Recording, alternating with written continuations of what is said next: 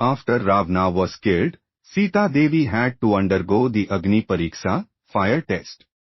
Of course, Maya Sita entered the fire, and the real Sita Devi remained unharmed, proving that she was completely pure and chaste. Then Rama gave the kingdom of Ravana to Vivisna, Ravana's brother. After that he took Sita Devi and all their associates to Ayodhya on a mystic airplane. There were millions and billions of associates, but this airplane was able to expand so that they could all fit on it. On their journey, Rama pointed out to Sita all the places where they had enjoyed pastimes together, or where he and Lakshmana had killed various demons. For example, Rama would say, "Oh look, here is where we built the bridge to Lanka." Do you remember? When they reached Kishkindha, where all of Rama's monkey associates lived, they stopped. Sita Devi invited all the wives of the monkeys to come aboard the airplane, as they were also very interested to see Rama's coronation. They stayed one night, and then went to Chitrakut. Hanuman took the form of a Brahmana, and went to the place where Bharatha was staying in Nandigram. Bharatha was living the life of a renunciate, wearing simple cloth, with matted hair, and living on fruits and roots, and all of his ministers lived in the same way. In the guise of a Brahmana, Hanuman approached Bharatha and said, "O Bharatha Maharaja, Rama has come. Prepare to welcome him." Upon hearing that his dear brother had finally returned, he was overjoyed and fainted. When he came to consciousness he said, "I want to give you many gifts. So please accept 18,000 cows, as many beautiful women as you desire, horses and other wealth. Still I cannot give you anything equal in value to the news you have given me." Hanuman then returned to his original form, and Bharatha said, "Oh, you are Hanuman." After the Abhiseka ceremony of Rama, he wanted to give many gifts to everyone. Sita Devi thought of a very nice gift to give Hanuman. She gave him her most beautiful pearl necklace. Hanuman took it, examined it, and then broke it.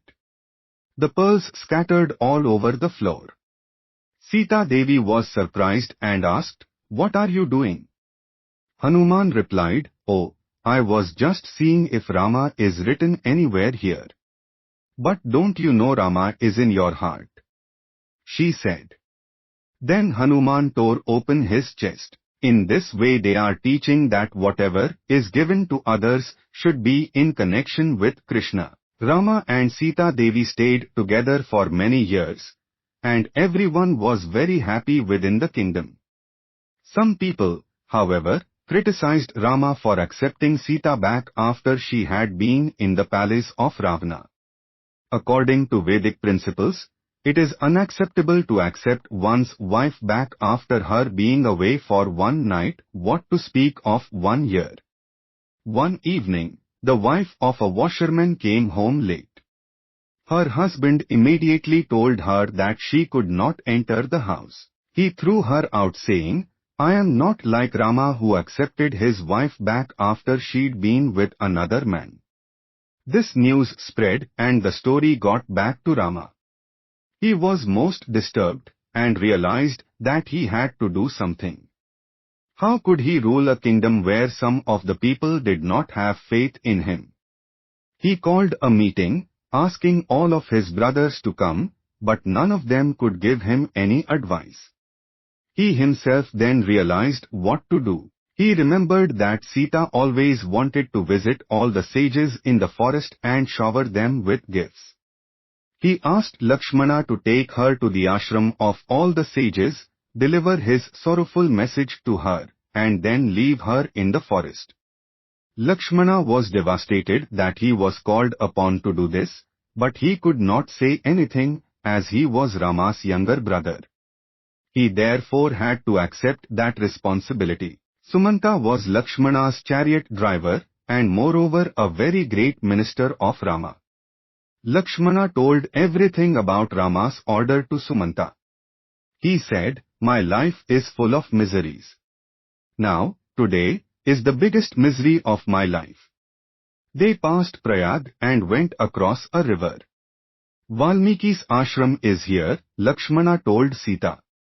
Then, with a heavy heart he told her, everyone is accusing Rama of accepting an unchaste wife. Many people don't have full faith in him now, so how is it possible for him to rule the kingdom and guide the citizens properly? When Sita Devi heard this she fainted, and when revived, she said, I don't want to create any difficulties for him. He shouldn't be disturbed by the public. Please pay my obeisances to all. Lakshmana, I want to pray at your lotus feet as I have offended you twice. The first night in Ayodhya, after our marriage ceremony, I stopped you from massaging Rama's lotus feet. Though this had been your cherished duty for many years, I took this away from you. When you asked Rama about this, he could not answer. Then we asked the great sage Vasistha, and he said, the duties now have to be divided. So Lakshmana, all the duties outside of the house should be taken by you.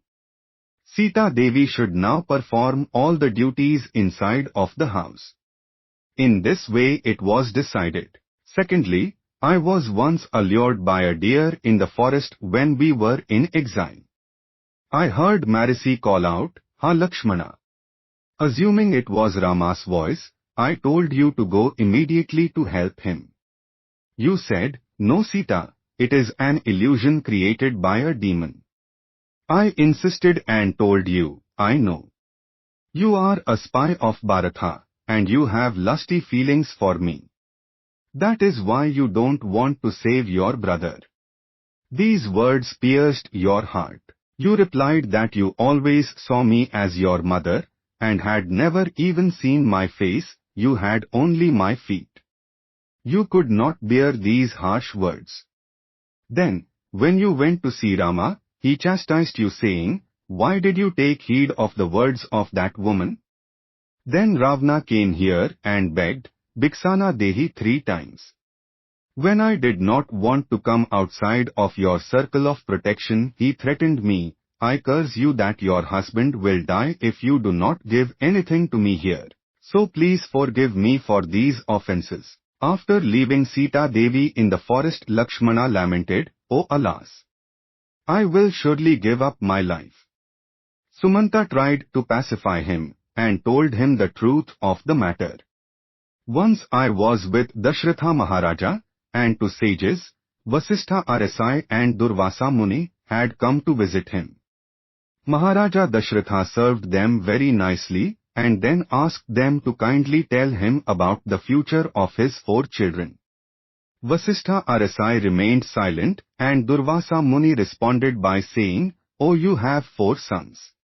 Very good. Dashratha Maharaja said, Yes, first tell me about Rama's future. Durvasa said, Rama's future will undoubtedly be full of miseries. He will have to leave Ayodhya and everyone will feel so much separation from him. You will not be able to bear his absence and you will die in separation. Rama will later have to be separated from his wife, and after suffering immensely they will become reunited. Then again they will have to be apart, and he will rule the kingdom alone without his wife. Do not tell this to anyone. Dashratha Maharaja was in complete shock, but he promised that he would not speak what he had heard to anyone. He said, From today I am your disciple. Having heard this from Sumanta, Lakshmana realized that his brother Rama is in fact the Supreme Lord Vishnu. Sumanta continued telling Lakshmana the story that Durvasa Muni had told to Dashratha Maharaja. Once, a very big fight ensued between the demigods and the demons. The demons were defeated and went to the wife of Braghu Maharaja to take shelter, and being very merciful, she gave them shelter. The demigods went to Vamnadeva and told him the situation. He then took his kakra and beheaded Braghu Maharaja's wife. Braghu Maharaja was very upset and cursed Vamnadeva saying, You are responsible for my wife's death. I loved her very much. Now I will have to suffer so much in separation from her. For this I curse you that you will have to suffer in the same way in the future. You will have a very beautiful wife who will serve you in every way. You will be fully satisfied and completely enamored with her feminine grace and charm and her saintly qualities. You will then be separated from her, and you will always suffer immensely from that pain of separation. Hearing this, Vamanadeva happily accepted the curse. He knew that in the future the whole world would be benefited by this. Also, this was but a pretext, as separation naturally increases the happiness of meeting. Sita Devi was walking towards the asrama of Valmiki RSI, when some of his brahmacharis spotted her. They informed Valmiki that a lady looking like a demigoddess was coming. Valmiki came out to greet her, and immediately recognized who she was. He said, "Oh, you are Sita Devi, the wife of Lord Rama. I know this because I have written the Ramayana. Please come in." The ladies there were very pleased to see Sita Devi and said, "Oh, please allow us to serve you." Valmiki instructed them how to serve her in every way. When Rama sent Satrughna to Mathura, he happened to come near to Valmiki's asrama on the way. He paid obeisance to Sita Devi and her sons, Love and Kush, from a distance. Love and Kush were very intelligent children. Valmiki was very expert in archery, singing and music, and he taught Love and Kush all these arts. They could thus sing in all ragas very sweetly. Valmiki also taught them the entire Ramayana. No one in the entire kingdom was there to console Rama. However, the ladies were there to console Sita Devi in the asrama of Valmiki. One day Rama turned to Vasistha RSI and said, "Will you please perform a sacrifice?" Vasistha replied, "Then you must call your wife back." "Oh, I cannot do that." "Then you must remarry," he insisted. Rama said, "It is not possible." "Then you will have to make a golden murti of Sita Devi." Vasistha then performed the sacrifice. In fact, every year he performed a very big sacrificial ceremony for Rama, near Namisranya on the bank of Gomti, with a new golden murti of Sita Devi each year. One year, many kings and sages were called, and Valmiki came with Love and Kush. The boys were extremely beautiful, with very broad chests and slender waists. During a rest period, Valmiki asked them to sing Ramayana. They had melodious voices, and they sang in such a heart-rendering way that they captured everyone's hearts. Rama was especially touched, and tears came to his eyes. Valmiki had previously warned the boys, "If anyone asks you who you are, tell them, I am a disciple of Valmiki." Rama ordered Lakshmana, "Go and give them 18,000 gold coins and many, many beautiful clothes and gifts.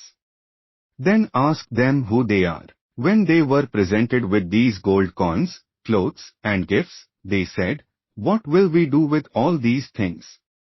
We are Brahmacharis." Then Lakshmana asked which dynasty they belonged to, and they replied, "You seem very learned. Why ask this?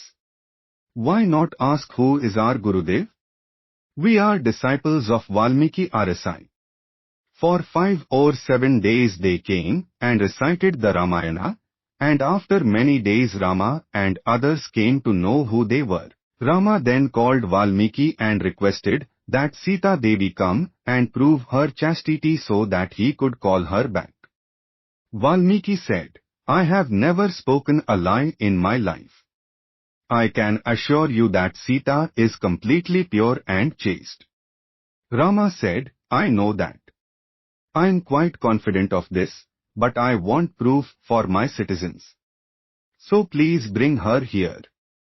Then we'll see what we can do." At this time Brahma, Sankara, and so many demigods and goddesses came, curious to see this event.